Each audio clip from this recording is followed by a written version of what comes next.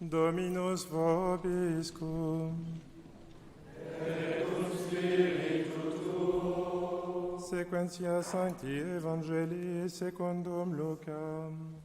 Gloria tibi, Domine.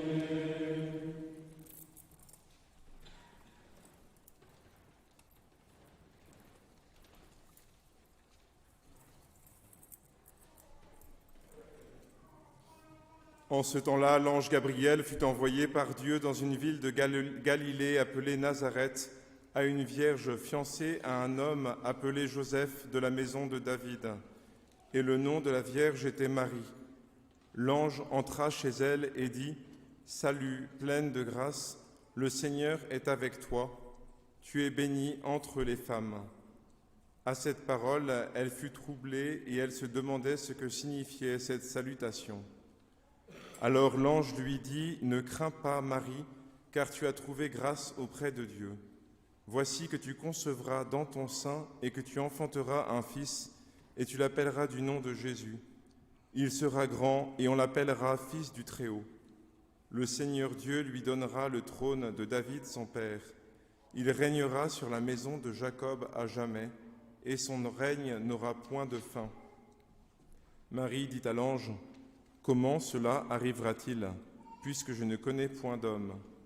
L'ange lui répondit : « L'Esprit Saint viendra sur toi, et la puissance du Très-Haut te prendra sous son ombre. C'est pourquoi l'être saint qui naîtra de toi sera appelé Fils de Dieu. Voici qu'Élisabeth, ta parente, a conçu elle aussi un fils en sa vieillesse, et c'est le 6e mois pour elle qu'on disait stérile, car il n'est rien d'impossible à Dieu. » Marie dit alors : « Voici la servante du Seigneur, qu'il me soit fait selon ta parole. »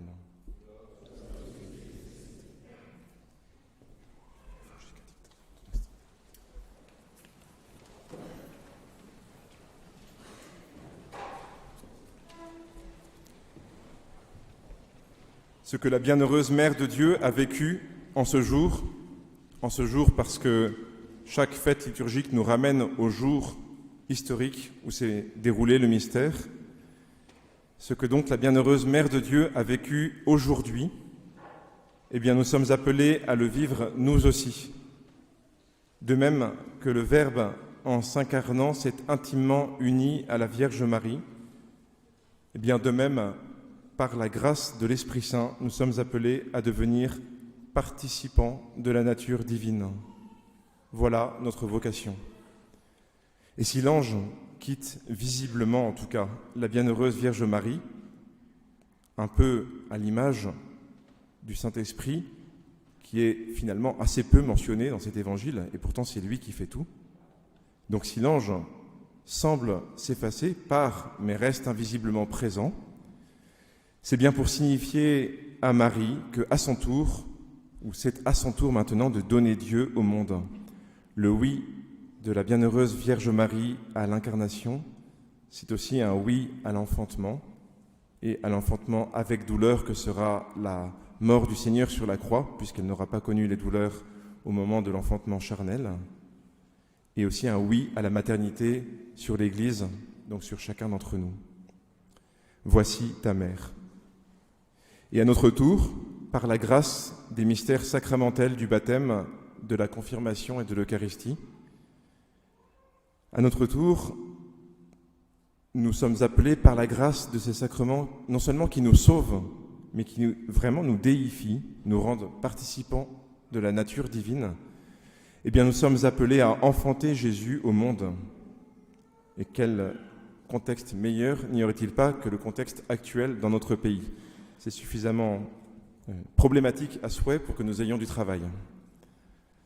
Nous sommes mères du Seigneur Jésus quand nous le portons dans notre cœur et dans notre corps, par amour et par une conscience pure et sincère, dit saint François. Nous sommes mères du Seigneur Jésus, et il s'adresse à tous les fidèles, c'est-à-dire à tous les laïcs, quand nous le portons dans notre cœur et dans notre corps, par amour et par une conscience pure et sincère, et quand nous l'enfantons par de saintes œuvres qui doivent luire en exemple pour les autres. Voilà ce que signifie être mère de Jésus pour chacun d'entre nous. Un père de l'Église dit que nous venons à la communion comme des mendiants affectés par la lèpre, mais que nous en repartons comme des lions qui crachent le feu. Quel que soit l'état d'âme dans lequel nous sommes venus ce soir, quel que soit ce qui a pu suffisamment bousculer nos journées durant cette semaine, les mystères sacramentels que nous recevrons ce soir nous permettent d'agir divinement. Nous vivons vraiment cet admirable échange que nous célébrons dans le mystère de l'Annonciation. Dieu prend notre faiblesse pour que nous puissions agir divinement. Il y a une conséquence très concrète, très pratique, immédiate. Cessons de nous lamenter sur nous-mêmes, sur nos familles, sur l'état du monde, sur l'état de l'Église. Bref, cessons de nous regarder le nombril. Reconnaissons notre propre embourgeoisement. C'est notre propre embourgeoisement qui nous rend si négligents vis-à-vis de nos frères. Mais au contraire, embrasés par les mystères sacrés auxquels nous communierons sous peu, soyons ardents à faire le bien. Une autre définition de l'Église, qui vient de la première lettre de Saint Pierre, c'est un peuple ardent à faire le bien. Et c'est aussi un des sens à donner à la consécration que le Saint-Père a faite, à laquelle nous nous sommes unis. Si un peuple est réellement donné à Jésus par Marie, si un peuple devient le bien propre de la Vierge Marie, parce qu'une consécration, c'est ou bien par soi-même, ou bien par l'autorité spirituelle, donc le pape et les évêques, devenir le bien propre de Jésus par Marie, si ce peuple qui est un des foyers de guerre d'autant plus scandaleuse qu'elle est entre chrétiens, aujourd'hui, eh bien, si ce peuple est vraiment donné à Marie et que par notre intercession, nous le soutenons, eh bien, ce lieu de scandale peut devenir un lieu de paix et de rayonnement des mystères du Christ. Que le Seigneur, dans cette communion aujourd'hui, nous fasse la grâce d'agir divinement, sans nous regarder nous-mêmes, mais en le regardant lui, au nom du Père et du Fils et du Saint-Esprit.